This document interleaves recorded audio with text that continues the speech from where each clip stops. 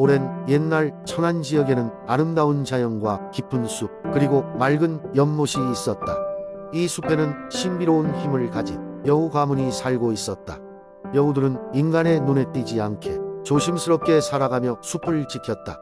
그 중에서도 가장 뛰어난 지혜와 용기를 지닌 어린 여우 우리가 있었다. 누리는 다른 여우들과 함께 숲을 탐험하며 자연의 변화를 관찰하는 것을 좋아했다. 어느 날 누리는 숲 깊숙이 자리잡은 오래된 은빛 연못에 도착했다. 연못의 물은 햇빛을 받아 마치 은빛처럼 반짝였고 물가에는 알 수 없는 고대 문양들이 새겨져 있었다. 누리는 그 문양이 무엇을 의미하는지 궁금해졌다.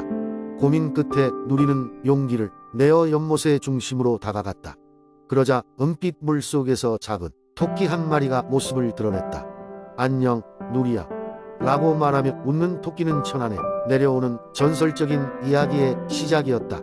토끼는 자기가 이 연못을 지키는 수호자이며 연못은 사람들의 소원을 들어주는 신비한 장소라고 설명했다. 하지만 그 힘은 남용될 수 있어 오직 순수한 마음을 가진 자만이 그 소원을 이룰 수 있다고 덧붙였다.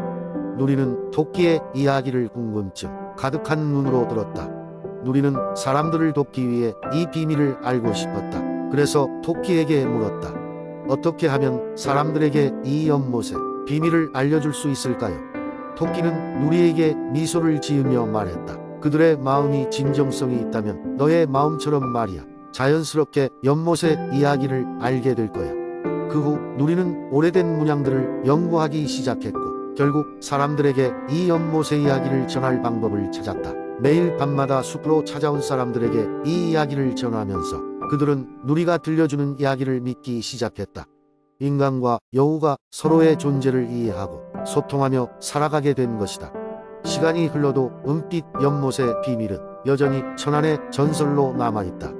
누리와 친구들은 숲 곳곳을 돌아다니며 사람들의 순수한 소원이 이루어지도록 돕고 있다. 그로 인해 천안은 사람과 자연이 조화롭게 살아가는 아름다운 도시로 변하게 되었다. 두 번째 이야기. 옛날 옛적 한국의 진안 지역에는 신비로운 힘을 지닌 호수가 있었다. 이 호수는 깊고 맑으며 주변에는 진한 녹음이 가득하여 마치 파란 보석이 초록빛 숲에 둘러싸인 것처럼 보였다.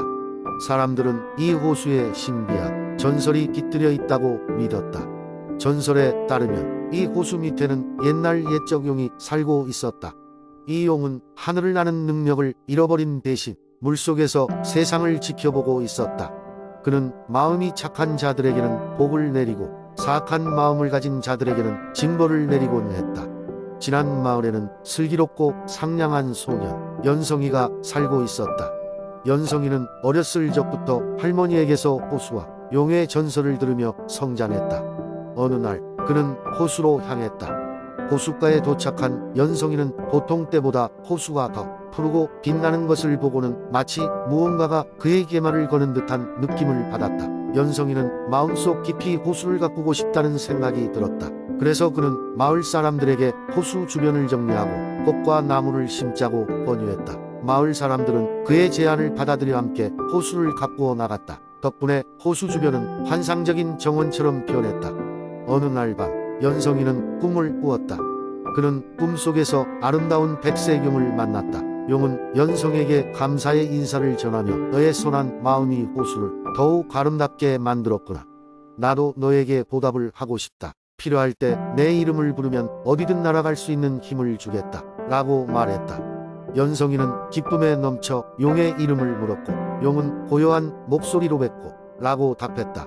꿈에서 깬 연성이는 이 모든 것이 꿈인지 실제인지 혼란스러웠지만 마음속 깊이는 진실임을 느꼈다. 이후로 연성이는 마을 사람들과 함께 호수를 더 아름답게 가꾸며 살았다. 세월이 흘러 어느 봄날 마을에는 가뭄이 찾아왔다. 사람들은 비를 기다리며 애를 태웠고 농사 역시 이상기후로 인해 위기에 처했다. 연성이는 이때 자신의 꿈속에서 받은 기적을 떠올렸다.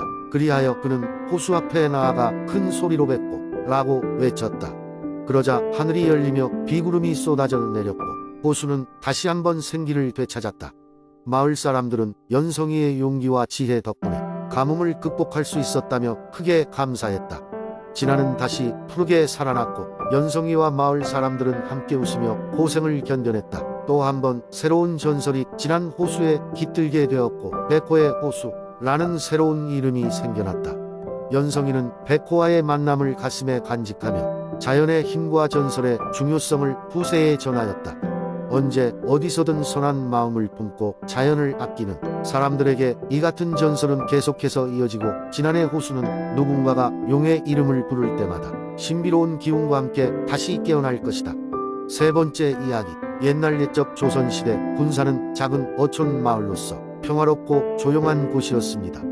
마을 사람들은 주로 바다에서 생활을 하였고 해마다 풍족한 어획량으로 겨울을 날 준비를 했습니다. 하지만 군산 바다에는 아무도 모르게 묻혀 있는 비밀이 있었으니 그것이 바로 빛나는 바위였습니다. 빛나는 바위에 대한 전설은 마을 노인들만이 알고 있는 오래된 이야기였습니다. 바다가 깊어지는 곳, 바다 밑바닥에 있는 그 바위는 달빛이 비출 때만 모습을 드러내며 그 빛은 멀리서도 볼 수 있는 신비한 아름다움을 자랑한다고 했습니다. 그러나 바위에는 마법의 저주가 걸려 있어서 시도 때도 없이 바위 속에서 누군가를 부르는 소리가 들렸다고 합니다. 몇 세대 전 그 바위를 본 탐험가들이 몇몇 있었으나 끝내 돌이킬 수 없는 사건들로 인해 마을 사람들은 두려워하기 시작했고 다신 그곳으로 가지 않으려 했습니다. 하지만 시간이 흐르면서 젊은이들은 호기심을 억제할 수 없었습니다. 바다 일을 하던 젊은 어부광은 그의 친구들과 함께 마을의 전설을 실제로 확인해 보기 위해 배를 준비했습니다. 어느 날 밤 강과 친구들은 몰래 배를 타고 나갔습니다. 바다에 안개가 끼어 쉽지 않은 항해였지만 그들 마음속의 기대감은 두려움을 눌렀습니다. 드디어 달빛이 바다에 은은하게 퍼져나갔고 그 순간 바다 밑에서 반짝이는 빛이 보였습니다. 강과 친구들은 그것이 바위에서 나온 빛이라는 것을 직감했습니다. 그들은 조심스럽게 다가갔습니다. 하지만 바위에서 들리는 저주받은 소리 때문에 모두 놀라 달아나려 했습니다. 그런데 강은 그 목소리가 사람의 음성처럼 들린다는 것을 깨달았습니다. 강은 용기를 내어 그 소리에 귀를 기울였고 무언가 도움을 요청하는 것 같았습니다. 강은 친구들에게 말을 했습니다. 누군가가 우리에게 도움을 필요로 하는 것 같아.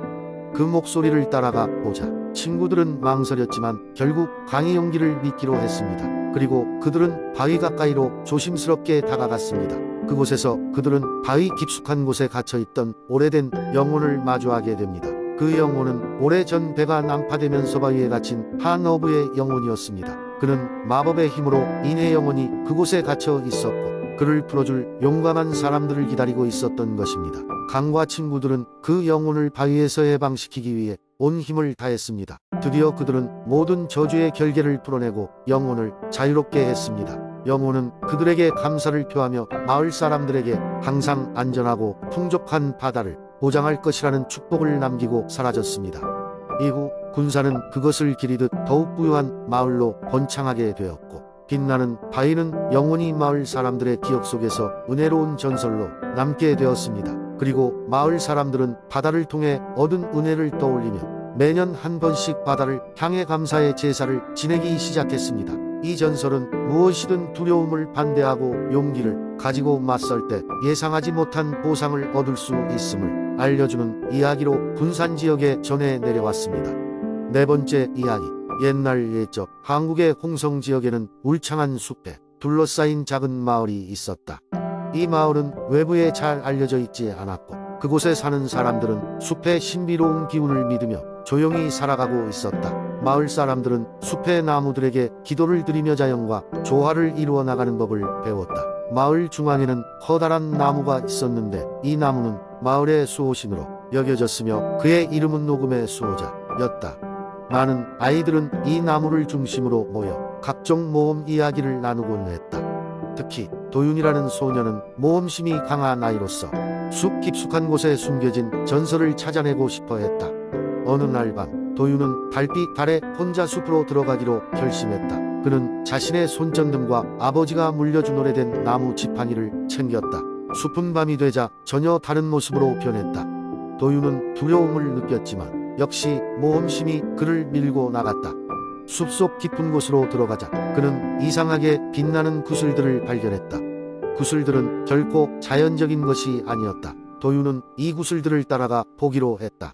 구슬을 따라 걷던 도윤은 자그마한 연못에 도착했다.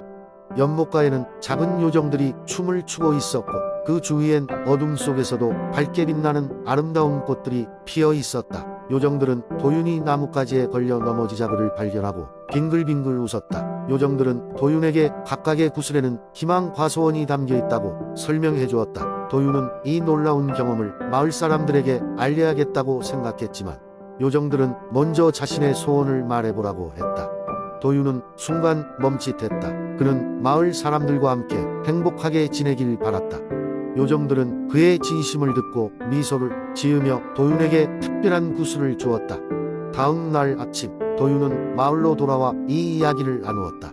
처음에는 아무도 믿지 않았지만 도윤이 손에 들고 있는 반짝이는 구슬을 보고는 반신반의했다. 이후 마을 사람들은 하나둘씩 숲으로 들어가 도윤의 이야기를 확인하고 다시금 자연의 신비로움에 감탄하며 숲을 존중하기 시작했다. 이렇게 홍성의 숲속 마을은 요정들의 구슬 덕분에 더 큰 사랑과 이해로 가득 찼고 도윤 덕분에 더 잘 보존될 수 있었다.